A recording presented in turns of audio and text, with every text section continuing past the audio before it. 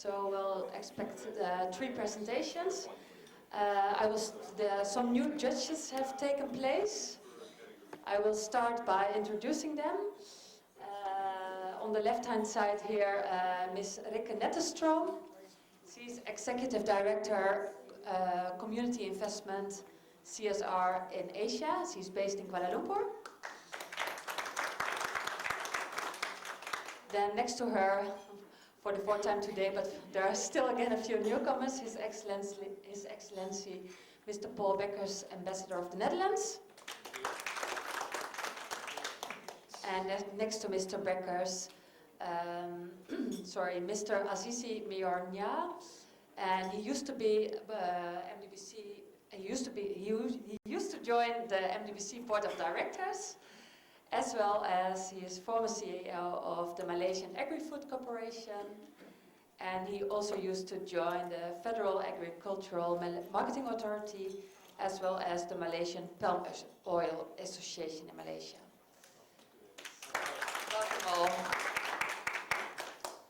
Okay, well, our first presentation starts with GEB,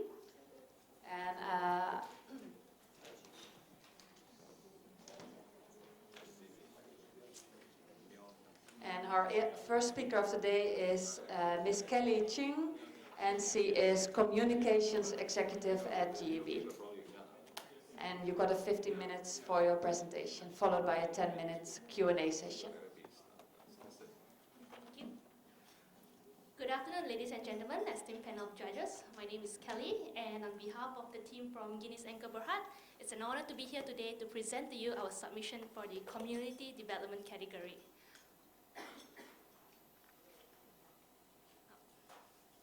Excuse me, I think I need some help.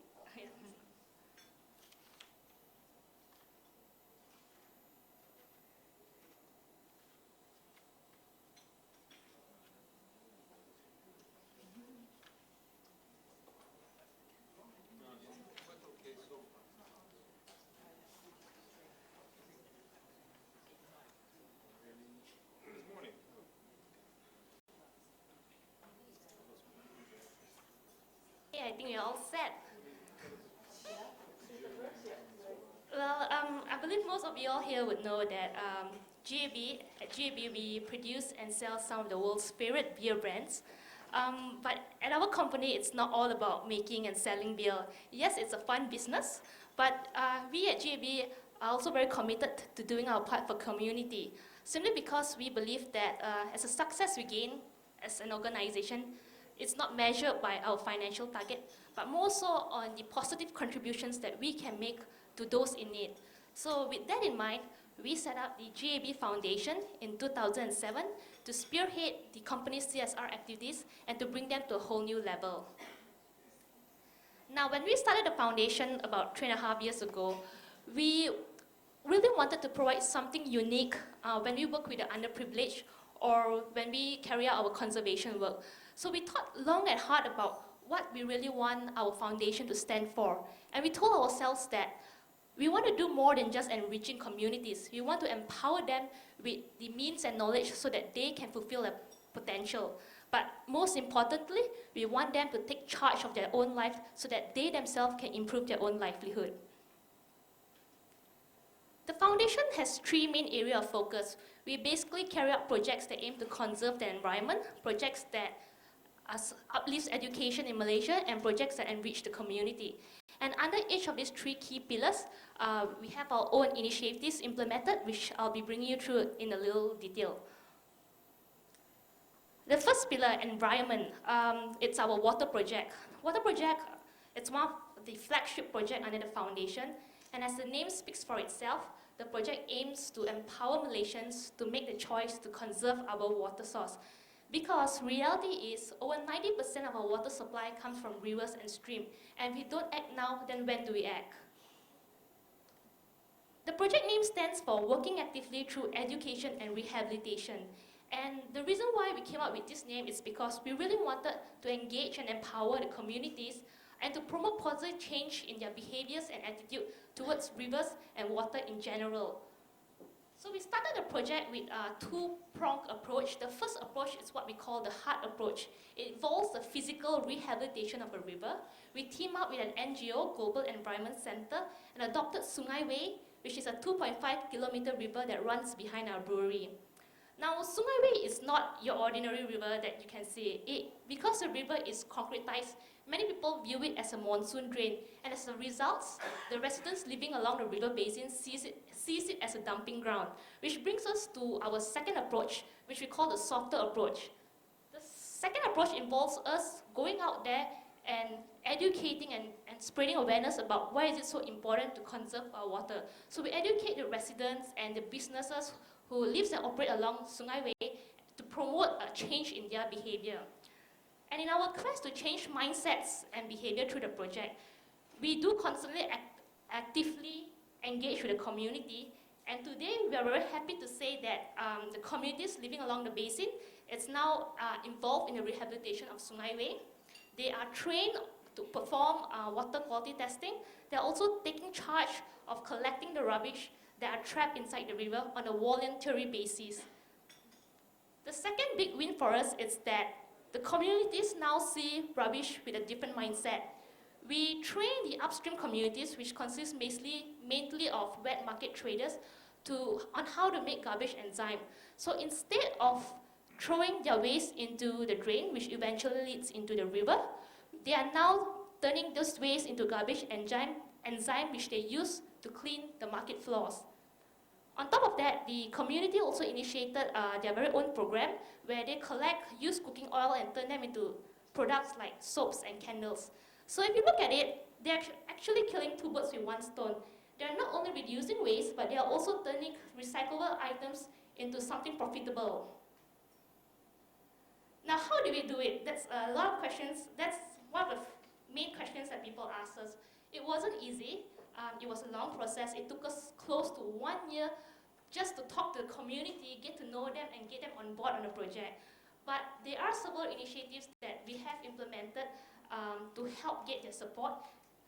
This initiative aims at giving them knowledge because we believe that knowledge is power, and if they have access to knowledge on what makes, why is that our river so important, then they will be more empowered to take a proactive role in this cause. One of the first initiatives that we have is the River Care Education Center. It's basically a resource center set up in the neighborhood that houses a range of reading materials on water management and river conservation. It also has a mini laboratory where residents and students can come by after office hours, after school hours, to learn more about water quality testing and to do simple experiments. We have received a very positive response for this resource center, and we wanted to extend our education outreach to more schools and more communities, which is why we came up with the idea of a mobile river care unit. The mobile river care unit is similar to the resource center, but it's a mobile unit. We are currently visiting 10 communities and 6 schools around the basin. And one of the key features of the mobile unit is our very own computer game, which we specifically designed to drive home the importance of urban river conservation. Now, through the water project, it's not all about organizing education programs and training sessions. We also wanted to send the message across in a very fun and engaging way, which is why we came up with the idea of organizing a river carnival. We started in 2009 and 2010 as well, and it was well attended by both the upstream and downstream communities. It was one of the most popular events that we have, and we're planning to do something similar on a bigger scale next year. Storytime with Gabby. This is another component under the water project as well. It is a storytelling session aimed at children between the age of 4 and 10. The idea here is to inculcate a change of mindset at an early age so that we can have long-term change. Now, what makes this storytelling session so interesting is that we engage our very own child specialists to come up with the stories. The stories focus on 3 key areas: water cycle, water conservation, and water pollution. And to date, we have recruited 18 professional storytellers who can conduct the sessions in 4 different languages. We have carried out 90 sessions involving 750 children. And we have also expanded the program to other states, basically Malacca, Pahang, Perak, and Negeri Sembilan. After each session, we always evaluate to see how effective the session was. And we interviewed the teachers, the children, and the parents involved. And through their feedback, we found that 95% of the children who participated were able to recap and reapply the knowledge back at home. A key contributing factor to our success is also our excellent partnerships with various government agencies. We're very happy to have them on board the project since day one. We form a project technical committee comprising of representatives from each of these agencies. We meet once a month to discuss the status and progress of the project, and also to decide on what kind of activities that we can run for the community. If you happen to drive by our brewery 3 years ago, if you happen to look at Sungai Way, you will realize that the river used to be a very colorful river. Colorful in the sense that it was decorated with plastic bags, all kinds of trash, and all the things that you could not possibly imagine to be in a river, you can find it in Sungai Way. But today, we are very delighted to have seen the return of life into the river. In fact, the quality of the river has improved from a class 5, which means that it was extremely polluted, to a class 3, which now indicates that it can support living organisms. And true enough, we have spotted aquatic life. We have fish, we have dragonflies, we have birds, where when 3 years ago, all we could find was just earthworms. These are some pictures of the communities coming together to rehabilitate Sungai Way. And if you look at the picture on the bottom left, you will see that that's our former supply chain director who brought his children down to the river during one of our carnivals to take part in the cleanup process. So at GAB, it's not all about communities. We make sure that our employees play an active role in the activities as well. Following our success, we are looking at extending the water project, the education program, to other states. We have conduct sessions in Penang, and we are looking at doing something similar in Perak soon. Desa Mentari community, which is one of the key communities who have been very supportive of the water project, they have demonstrated excellent commitment towards the project, and their commitment has been recognized when they won the Best National River Ranger Community at the National River Ranger Jamboree last year. We also launched our very own River Rehabilitation Handbook. This handbook documents our best practices, our experience, our key learnings, and it serves as a guide for private sectors and also government officials who are interested to learn how they can use community engagement as a key focus in their river rehabilitation project. In fact, in July, we have also trained all the district engineers from the Department of Irrigation and Drainage Malaysia on how to use this handbook under their One State, One River program. That's a little bit about the water project. Moving on to our education pillar, at GAB Foundation, we believe that learning and knowledge is key to a better life, and we are always supporting, looking out to support education-based projects in Malaysia. We started a pillar in 2007 where we donated school-going necessities to more than 1,000 students, but we wanted to do more than that, so we set up our very own English program. English program aims to provide additional English lessons for students, especially those studying in vernacular schools. And what makes this English program so different and unique from all the other English tuition or English classes that we have out there is that we have our very own pool of educationists and child development specialists who sat together and came out with specific modules for these lessons. And it follows a school syllabus, but on top of that, it also incorporates a lot of fun and games, storytelling sessions, rhymes, performances, just so that the students have an opportunity to interact in English. On top of that, children also learned this language in a non-stressful environment, and as a result, we help inculcate the interest for the language because it reduces their fear to communicate in English. About 700 students have benefited from the program so far. We are currently supporting another 200 students. We are following them from year 1 to year 6, and we are extending the program to 3 more schools in Perak end of this year. To complement our effort in raising the level of English proficiency in Malaysia, we also donate reading corners to schools, to rural areas in East Malaysia as well. Each reading corner features custom-built furniture and a wide range of English reading materials. Our education pillar also looked at enriching our local undergraduates through our partial scholarship scheme. To date, we have awarded 38 scholarships worth more than 700,000 ringgit. And it's not just merely giving out scholarships, we also organize life skill workshops for these recipients to equip them with the skills they need when they venture into the working world. So this workshop will focus on topics like how to write an effective resume, how do you perform at an interview, or personal finance management and so on. Community. Under our community pillar, we are always looking at and building enduring partnerships with the people in the community in which we operate. And we are also always encouraging our employees to play a proactive role in contributing back to society. So the team came up with the idea of the Big Day Out. And what the Big Day Out is all about is that every year, a day off is given to all our employees across Malaysia for them to concurrently carry out a community project of their choice. So how it works is that employees divide themselves into teams. The foundation will give them seed money to help fund their projects, and they are then challenged to come up with as impactful as possible their projects are, as long as the projects fall within the 3 key pillars of the foundation. And this year we have extended the project to our business partners. We invited our suppliers, our agencies, consultants, and so on to take part in the Big Day Out as well. Here are some pictures of our employees and contributing their own ways. In fact, many of the teams have also committed to carry out follow-up visits to the welfare centers or to continue on with the projects, with the NGOs that they have partnered with. At the foundation, we rely very heavily on public support, and we are constantly informing people about the work that we've done. And we are very happy to say that the media has been very supportive of the work that we have done through the foundation. In fact, our commitment to enriching communities has also been acknowledged.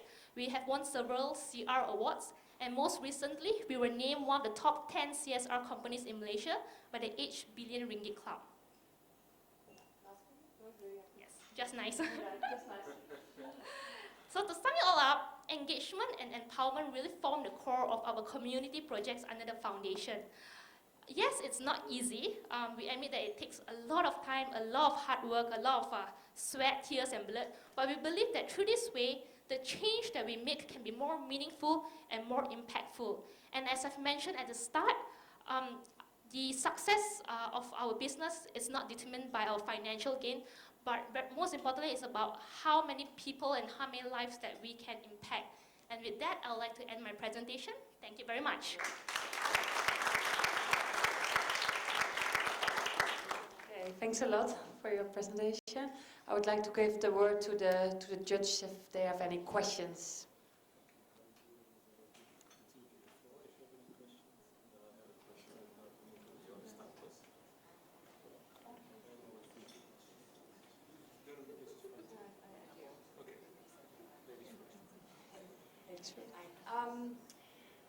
I have a question about the water project. Yes. Because it's clearly very much a community project. But how is that selected partly because water is such an important resource for you as a brewery, and how is it linked to your own water usage and your own water treatment? Okay, thank you for the question. We chose water as one of our key costs under the environment pillar.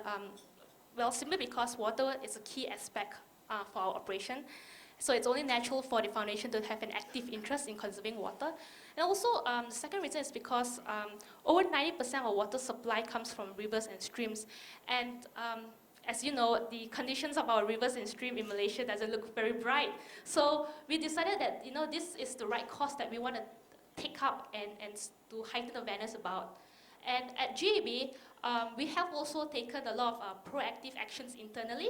We make sure that we always have a report every month on our water usage to make sure that we are meeting the benchmark of not overusing our water supply as well. In fact, in all our pantries inside the company, we have reminders and we have posters to remind people that if you're not using water, if you're not don't leave the tap on. If you're washing your hands and you're doing something else, make sure you turn off the tap and so on. So we always make sure that we start internally first before we carry out the message outside. Yeah. Thank you very much. Interesting presentation. I like the social impact that you have, but I'm more concerned about sustainability of your project. Is it something that can go on continuously? Is it after your 3-year project? Is the project still on another river or on the same river? Because more often than not, when you have a project which is funded by an organization or through donation, it's not sustainable when the donation stops. Yeah. So what would be your plan to make it sustainable so that it becomes a continuous project?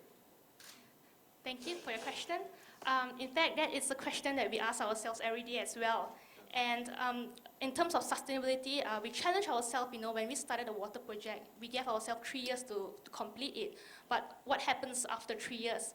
At this moment, our focus is to extend our education program to more states. We are already in talks with the Department of Irrigation and Drainage Malaysia and also the respective state officers to see what we can do for the communities out there. Just for your information, the DID also has their One State, One River program, and we are actually supporting that One State, One River program through the handbook as well. Yes. Any questions from the floor? Yes? Can you please stand up, mention your name and function, and ask your question?